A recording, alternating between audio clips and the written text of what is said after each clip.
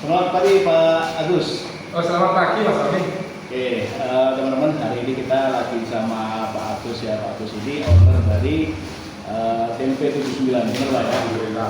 Oke. Benar. Oke. Pak Agus, ini usaha tempe ini dimulai dari tahun berapa sih sebenarnya? Tempe ini sejarahnya panjang Mas. Dulu dimulai dari ibu saya.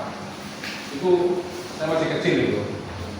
Umur 8 tahun, 9 tahun, ibu saya seorang pedagang tempe di Surabaya. Sama ibu saya meninggal, tempe ini vakum lama. Sekitar 15 tahun yang lalu saya mulai merintis tempe 79 ini. Oh, jadi dulu awalnya dari ibunya Pak Agus gitu ya? Ya, sejarah pertama itu memang dari ibu saya. Itu sekitar 35 tahun yang lalu di Itu Surabaya. Pak Agus ikut jualan atau hanya? Saya ikut jualan. Saya waktu masih kecil Mas ya, Mas ikut jualan. Proses produksinya saya cuma membantu karena saya masih kecil gitu Mas. Oh, Belum bisa bekerja. waktu itu lah ya? Ya, tapi saya sudah ikut berjualan. Jualannya dulu di Pasar Mangga 2 sebelum kebakaran. Oke. Itu dulu pasar tradisional. Sekarang kan jadi Jadi kecil ya? jadi besar ya, jadi mall. Dulu pasar tradisional. Terus Pak, dari pengalaman itu kemudian Pak Agus nyoba jualan atau produksi sendiri atau dari orang lain apa gimana Pak, awal mulanya? Kalau yang untuk tempe 79 ini saya ikut orang dulu Mas. Ikut orang dulu? Orang dulu mengasah keilmuan yang sudah lama nggak pakai. Saya jualan sendiri Mas di Pasar Wage di Sidoarjo. Itu tempenya pulaan Mas. Oh, tempenya pulaan dari Pak? Ya, saya pulaan dari teman saya juga ikut membantu. Oke, dari situ berarti Pak Agus belajar gimana caranya produksi, kemudian menjualkan, kayak gitu Pak ya? Ya, saya mulai belajar lagi, mengingat-ingat apa yang sudah saya lupakan, sampai saya benar-benar tahu, mengerti, akhirnya izin sama teman saya. Kalau saya mau buka usaha sendiri, izinkan boleh, izinkan tidak, izin Mas. Dan alhamdulillah diizinkan, disupport. Akhirnya saya belajar, berproses lagi Mas. Itu 15 tahun yang lalu. Nah, itu kemudian Pak Agus sudah mulai coba membuat brand 79 atau gimana? Atau non-brand aja, nggak ada brandnya gitu, atau sudah langsung pakai brand 79 Pak?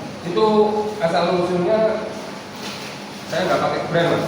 Saya asal bikin tempe, jualan di pasar tradisional, menawarkan tempe ke pedagang-pedagang kecil, pedagang sayur atau bahkan warung-warung. Tidak ada brand itu. Brand ini jadi sekitar 7 tahun yang lalu. Baru 7 tahun yang lalu. Sekitar 7 tahun yang lalu saya mulai membranding produk saya. Itu pun atas saran teman saya. Teman saya ini bilang ke saya, Mas Agus, sama teman ingin lebih besar dan maju, tempenya di branding, dikasih merek.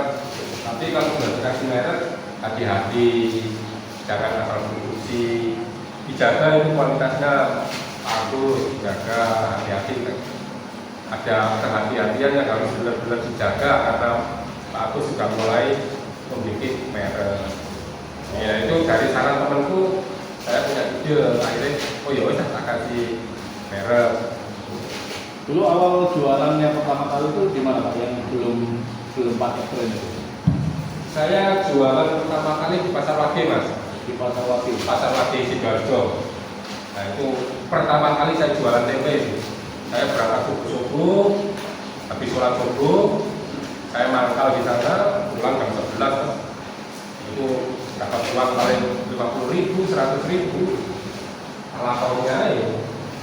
Dan di zaman itu ya Pak, dengar-dengar nih Pak, bahkan sebelum ada brand 79, kualitas tempenya Pak Agus ini sudah diakui paling oke lah di Pasar Wage itu Pak. Saya punya prinsip, punya pedoman Mas. Dari awal saya bikin tempe itu, niat saya memang saya ingin membuat tempe dengan kualitas sebaik mungkin supaya yang beli tempe merasa luas.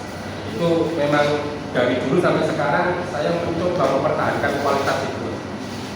Pokok intinya aku dari dulu itu uang itu nilai lebih aja. Tujuan saya gimana caranya orang beli TV saya itu merasa puas dengan kualitasnya. Itu tujuan utama saya itu. Berarti kualitas nomor satu Pak ya. Kalau soal harga gimana Pak? Kualitas nomor satu Mas, harga mengikuti aja. Kalau ada pembeli nih, untuk pembeli sudah minta harga murah, kualitas bagus, kan susah Mas. Jadi konsekuensinya ketika kita bikin produk sebaik mungkin, ya harganya harus bisa mengikuti. Jangan terlalu dijual murah Mas, kita dapat apa nanti. Berarti masuk peribahasa ada harga ada kualitas. Ya, jadi itu ada. Ya. Kalau barang kalau rupo dari usaha Mas. Kalau pembeli mintanya selalu murah, besar, dari mana Mas? Kedelai saya beli Mas, nggak tanam sendiri, harganya nggak murah. Nih, berarti penekanannya kualitas 79 ini emang yang paling diunggulkan dari sisi kualitasnya Pak ya? Ya, TP79 itu saya adakan, saya ciptakan, yang saya prioritaskan masalah kualitas. Dan tadi Pak ya, Pak Agus bilang kalau kepuasan pelanggan itu nomor satu. Jadi di situ artinya Pak Agus menekankan pada kualitas sehingga customernya nanti merasa puas dengan produk kita Pak ya? Harus itu Mas. Produk kita TP79 itu harus mewakili kualitas yang terbaik dari yang terbaik kalau bisa. Saya selalu berusaha menciptakan produk itu dengan kualitas sebaik mungkin. Tetap ada usaha dan upaya. Cuman kembali lagi Mas, kadang-kadang tiap orang itu beda-beda. Kita sudah bikin semaksimal mungkin, ternyata ada aja orang-orang yang belum suka lah dengan produk kita. Akhirnya kasih penilaian yang kurang baik. Itu nggak apa-apa ya, itu support aja. Itu bagian dari kritik mungkin. Ya, kritik itu membangun Mas. Betul, kita terima Pak ya? Iya, kritik itu membangun, kita selalu menerima, mendengar, melihat kritikan itu sebagai aset. Artinya sesuatu yang bisa membangunkan kita lebih besar. Menarik ini teman-teman. Jadi kritik itu sebagai aset yang justru akan membangun kita. Ya, kadang-kadang ada Mas, sebagian orang itu kalau dikritik marah, tidak mau dikritik, belum ya enggak gitu juga Mas. Karena kehidupan ini kan berkembang Mas, masyarakatnya berkembang, lebih maju, lebih intelek, kita juga harus mengikuti. Oke. Terus kita lanjut Pak ya. Ya, Jadi Mas, maaf ya saya lebih pendek Mas. Oke, nggak apa-apa. Kalau nggak pendek nggak selesai nanti. Iya, oke. Ya, Jadi menurut Pak Agus ini meskipun sudah menjadi owner ya dari perusahaan tim P79 ini, beliau sudah punya total berapa karyawan sekarang? Karyawan saya alhamdulillah Mas 35 orang. Ada 35 orang karyawannya Pak Agus, tapi sampai hari ini Pak Agus pun masih turun langsung Ya. untuk proses produksi, proses packing, bahkan untuk proses-proses yang sifatnya teknikal yang lain. Gitu. Kenapa tuh Pak? Kok masih beraktivitas seperti ini? Padahal kan banyak karyawan yang bisa diandalkan. Begini Mas, tempe itu bentuk kerajinan tangan, salah satu bentuk kerajinan tangan. Beda tangan itu beda hasil. Saya bikin tempe itu kan ada bentuk, selain tanggung jawab itu ada bentuk kecintaan. Bukan masalah sekedar bekerja, kecintaan hati saya kepada tempe. Jadi ketika saya nggak pegang tempe sehari berproses itu kesannya ada sesuatu yang hilang aja. Saya punya kebanggaan tersendiri ketika memproduksi tempe, hasilnya bagus, diakui oleh masyarakat. Itu tujuan saya. Lelah-lelah saya hilang Mas. Ketika ada orang yang bilang, tapi tempenya enak, alhamdulillah banget. Hilang itu tapi saya nggak punya apapun. Jadi bukan hanya motif mencari uang aja Pak ya, itu motif utamanya tadi di kesenangan gitu Pak. Ya, saya tidak sekedar mencari uang Mas. Ada nilai kebahagiaan di saya ketika saya bisa menghasilkan suatu produk yang diakui oleh banyak orang, bukan uang saja. Saya bikin tempe itu nggak asal bikin tempe Mas. Ada unsur penjiwaan. Nah ini kali manusia itu tinggal percaya, tidak percaya, kita kan boleh ngomong aja. Saya bikin tempe itu penuh jiwa Mas, penuh hati. Banyak doa-doa yang saya gaji ibu saya ke kedelai. Itu saya. Begini Mas, semua orang itu butuh uang, semua itu mencari uang. Tapi kan caranya itu kan masing-masing. Semua pedagang itu butuh untung Mas. Tapi saya pribadi untung itu nomor 2. Nomor 1, Pujian dari orang Mas. pujian dari orang. Iya, ketika orang makan tempe saya bilang tempe saya tempenya enak, Itu melebihi rupiah Pak ya? lebih uang itu. Jauh itu. Itu tujuan utama saya. Tapi Pak, kenapa Pak? Kalau kita boleh flashback Pak ya ke belakang, kenapa Pak Agus memilih usaha tempe ini? Kenapa kok enggak yang lain? Atau katakanlah potong rambut ya, atau jualan sepeda motor atau apa? Kenapa kok tempe Pak? Saya dulu pernah selain jualan tempe pernah dulu Mas jualan singkong, bangkrut Mas. Jualan singkong? Iya bangkrut, ya kali mau ngakeh. Terus saya pernah jualan sepeda motor juga itu. Oh, pernah juga? Sama, karena mungkin tidak berkah pekerjaannya, uangnya habis bangkrut. Kenapa saya bikin tempe ya? Karena ada sejarah yang membuktikan saya hidup dari tempe, Mas, keluarga saya. Ibu saya itu kan pedagang tempe dulunya waktu saya kecil. Ya, saya sekedar meneruskan aja itu. Lalu kita mengembangkan gitu. Kenapa dinamakan tempe 79? Nah itu banyak yang tanya itu Mas. Ya. Itu banyak yang tanya kenapa tempe 79. Kebetulan Mas, segala sesuatu itu kebetulan di saya. 79 itu kelahiran saya Mas. Tahun kelahiran? Iya, tahun kelahiran saya. Itu spontan aja dulu itu. Kan teman saya tanya itu, mau di merek apa Pak Agus? Lama mikir gak ada yang bantu, ya ini 79. Sedikit ketawa itu temanku itu, kenapa 79?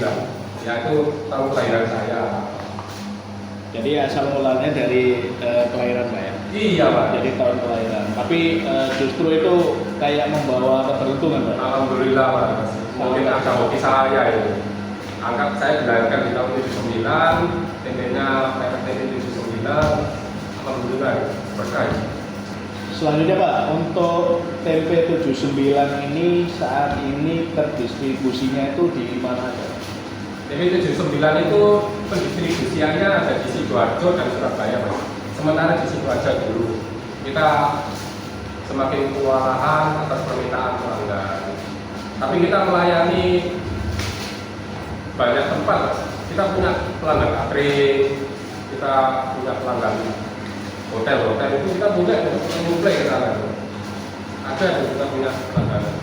Jadi sebenarnya pelanggannya udah banyak banget Pak ya? Alhamdulillah Mas. Dari berbagai macam jenis lapisan masyarakat gitu Pak? Iya, itu kan asal usulnya dulu di hotel itu asal usulnya ada pegawai hotel yang beli tempe saya Pak. Rumahnya itu di daerah Wage sana. Kok merasa senang, cocok, dipromosikan ke bagian dapurnya sana. Itu asal usulnya. Akhirnya saya jadi suppliernya di hotel tersebut sampai sekarang gitu. Ya nggak banyak tapi ya lumayan lah. Tapi dengar-dengar Pak, saat ini sudah mulai masuk lagi ke Gresik Pak ya, Kabupaten Gresik. Ya ini masih perencanaan tapi sudah dimulai. Kita mulai open ke sana ini Mas, ke Gresik ini Mas. Kita mulai masuk ke Gresik Pak. Iya, Jadi kita mulai ke Gresik. untuk saat ini Surabaya, Sidoarjo, Gresik Pak ya. Ya, untuk sementara itu aja kita kelola. Nanti kita lihat perkembangannya Mas. Untuk sementara itu dulu Pak Agus, kita sambung di next konten ya teman-teman. Tolong bantu subscribe, kemudian like sama share videonya. Kita akan terus berbagi konten-konten yang bermanfaat, mengedukasi buat teman-teman. Kita juga sambil belajar juga, pengembangan diri juga, pengembangan perusahaan juga. Itu aja. Pak Agus, ada kata-kata tambahan terakhir untuk anak muda yang sedang berjuang? Anak muda, untuk anak muda ya. Kata-kata hari ini. Kata-kata hari ini. Kata-kata hari ini. Hormati orang tua. Karena dari orang tua banyak hal yang bisa kita dapatkan. Dah, hormati aja orang tua. Oke. Terima kasih Pak Agus. Selamat pagi. Selamat pagi Mas.